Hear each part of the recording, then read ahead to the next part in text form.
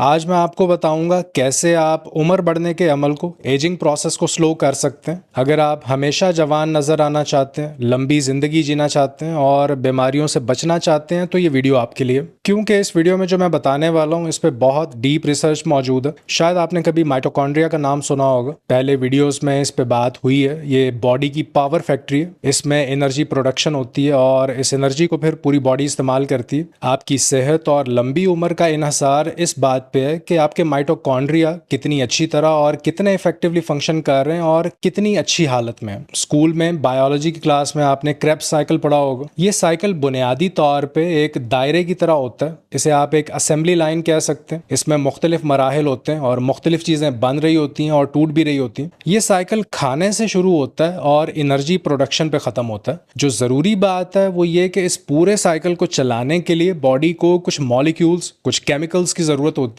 मतलब इन केमिकल्स को आप फैक्ट्री में काम करने वाले लोग समझ लें जो इस पूरी असेंबली लाइन को चला रहे होते हैं। और ये वर्कर्स सही तरह काम करते रहें, इसके लिए कुछ ग़िज़ाई अज्जा, कुछ न्यूट्रिएंट्स की ज़रूरत होती है बॉडी को। अदरवाइज ये प्रोसेस बीच में रुक जाता है। ए से बी और बी से सी तक चीज़ें नहीं जा पाती। ग़िज़ाई कमज़ोरी, न्यूट्रिशनल डेफिशिएंसी इस पूरे अमल में रुकावट बन सकती है। एनर्जी प्रोडक्शन नहीं हो पाती है। और अगर हमें ये पता चल जाए कि कौन से न्यूट्रिएंट्स मौजूद नहीं है जिसकी वजह से खाने से आने वाले ग्लूकोज को या बॉडी के फैट को एनर्जी में तब्दील नहीं किया जा पा रहा, तो इसकी रूट कॉज को समझना बहुत आसान हो जाता है। अब इन सारे को फैक्टर्स में से एक है एनएडी।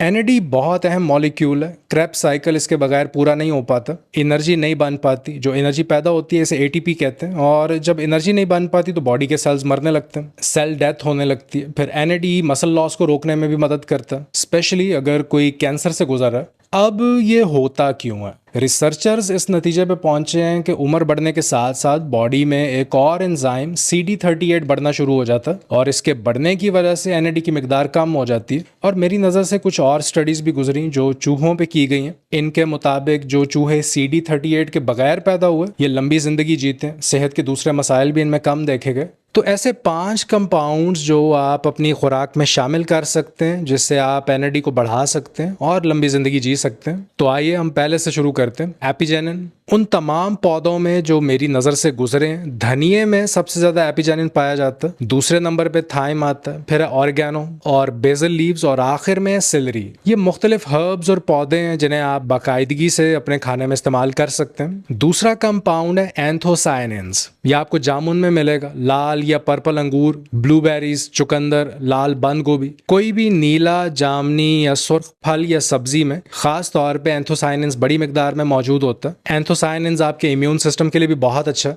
तीसरा कंपाउंड है करक्यूमिन और आपके इल्म में हो शायद कि हल्दी में पाया जाता है। अगला फाइटोन्यूट्रिएंट है क्वेरसेटिन। ये प्याज में सबसे ज्यादा पाया जाता है। अमरूद और अमरूद के छिलके में भी ये बड़ी मिकदार में मौजूद होता है। ये सेब के छिलके में भी मौजूद होता है, लेकिन सेब में शुगर भी ज्यादा होती है। तो शुगर के मरीज सिर्फ सेब का छिलका अगर खाएं तो इससे आपको बड़ी मिकदार में क्वेरसेटिन मिलेगा। इस लिस्ट में जो आखिरी कंपाउंड है वो है EGCG।